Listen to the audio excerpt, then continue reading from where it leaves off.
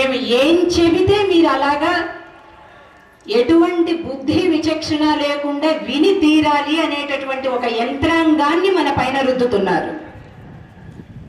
ప్రభుత్వం తప్పు చేస్తుంది, నిస్సందేహంగా తప్పు చేస్తుంది. అనేక రకాలైనటువంటి సాక్ష్యాలతోటి మనం వింటూనే ఉన్నాం, చూస్తూనే ఉన్నాం. కానీ కళ్ళుండి గుడ్డి వాళ్ళలాగా ధృతరాష్ట్రుడి వలె ఒక ముసుగేసుకొని పాడు బతుకులు బతుకుతూ ఉన్నాం. మేమంటున్నాం, ఒక్క ఏళ్ళు ఎదుటిగా చూపించే కంటే 4 వేళ్ళు నీ వైపు ఉన్నాయి, ఎందుకు నువ్వు చూసుకోవడం లేదు? నిన్ను నువ్వు చూసుకో, నువ్వేం తప్పు చేస్తున్నావో చూసుకో. తప్పనిసరిగా తప్పు కూడా మన పక్షాన కొంత ఉంది. మనం ఆ తప్పుని సరిదిద్దుకునేటటువంటి క్రియాశీలకమైనటువంటి ఒక కార్య ఆచరణని మనం ప్రారంభించాలి. ముందుగా హిందువులను గర్వించు, హిందువుగా జీవిద్దాం, హిందువుగానే జీవిద్దామని 1కి 100 సార్లు మనం ఇలా సమావేశం అయినప్పుడంతా చెప్పుకుంటున్నావు. కానీ అసలు హిందువుగా ప్రకటించుకునే విధంగా నువ్వేం చేస్తున్నావు? మేము మా ఇంట్లో దేవుడి మందిరంలో పెట్టుకొని రోజు దీపారాధన చేస్తామండి, అది కాదు, ప్రకటించుకోవాలి మనం. దానికి మనకుండేటటువంటి ఒక దివ్యమైనటువంటి ఆయుధం కుంకుమ ధారణ. ప్రతి వేళలో కూడా నువ్వు అన్ని వేళల్లో స్త్రీలు, పురుషులు, పిల్లలు అందరూ కూడా తిలక ధారణ చెయ్యకుండా వీధిలో కనిపించకూడదు. ఇదే ఒక పెద్ద ఆయుధం. మనకి వినడానికి చాలా చిన్నగా అనిపిస్తుంది కదూ, కానీ ఒకసారి వేదిక మీద అలంకరించినటువంటి మహనీయులు చూడండి, సాధు పురుషులు కావచ్చు, ప్రవీణ్ భయ్యాజీ కావచ్చు, ఎవరైనా ఒకసారి వారి కేసు చూడండి.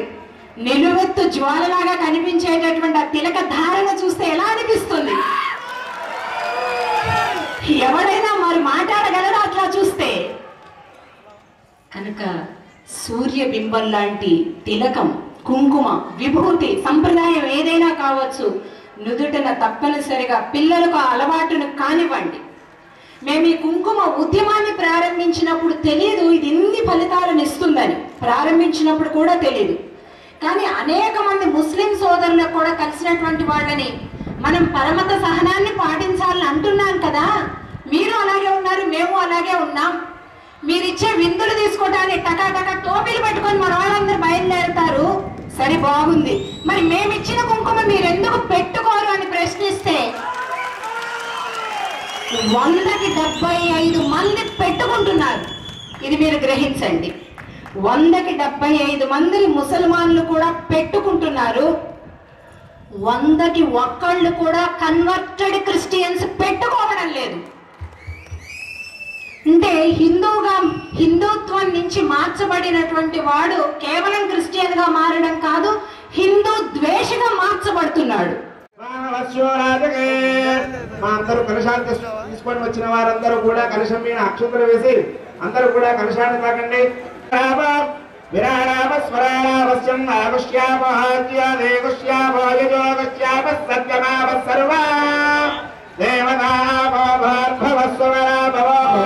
దయచేసి అందరూ కూడా కూర్చొని, ఎవరు లేదండి మా పూజా కార్యక్రమం జరుగుతుంది. దయచేసి మీ మీ స్థలంలో కూర్చొని పూజా కార్యక్రమం నిర్వహించాలి.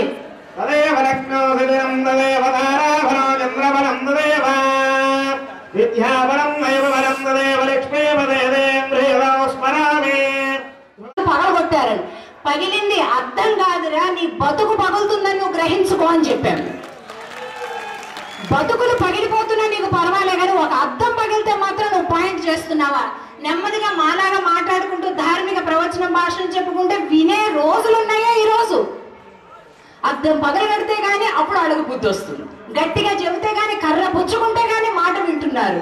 ఈవేళ ఎన్నో రకాలైనటువంటి అశ్లీలకరమైనటువంటి వ్యాధుల గురించి పెద్ద పెద్ద ప్రకటనలు. నైతికత, ధార్మికత తప్పినందువల్ల సమాజంలోని యువత ఎలా చెడిపోతున్నారు అనేది సరిచేయడానికి బదులుగా విశృంఖలంగా వాటికి తోడ్పాటునివ్వడం, వాటికి సహాయాలనివ్వడం, తిరిగి వాళ్ళని గన్నులు పెట్టి షూట్ చేసేయడం, వ్యవస్థ పాడైపోయిందనడం, బుజ్జగింపు ధోరణులు పాల్పడడం, ఇవన్నీ కూడా మనం ఒక్కసారి ఆలోచించుకోండి. ప్రాణాలు త్యాగం చేయండి, ప్రాణాలు త్యాగం చేయండి, మీ ప్రాణాలను ముందుకు పెట్టండి అని అంటున్నారు. అంత అవసరం కూడా లేదు. నిజంగా మాట్లాడితే కొద్దిగా తెలివి ఉపయోగిస్తే చాలు. మన ధర్మాన్ని కాపాడేవాడు ఎవరో? అద్భుతమైన ఆయుధం ఓటు. ఆ ఓటుని, ధర్మాన్ని కాపాడేవాడు, నిన్ను నావాడు అని ఎవడైతే అనుకుంటాడో వాడికి ఓటేయండి.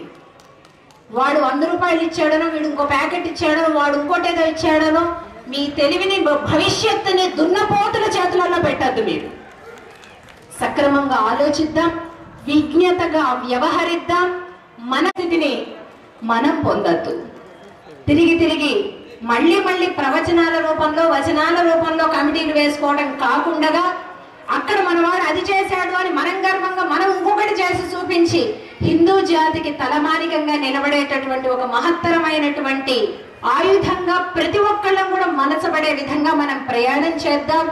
ఆ దిశగా తిరిగి రాఘవులు భయ్య చెప్పినట్లుగా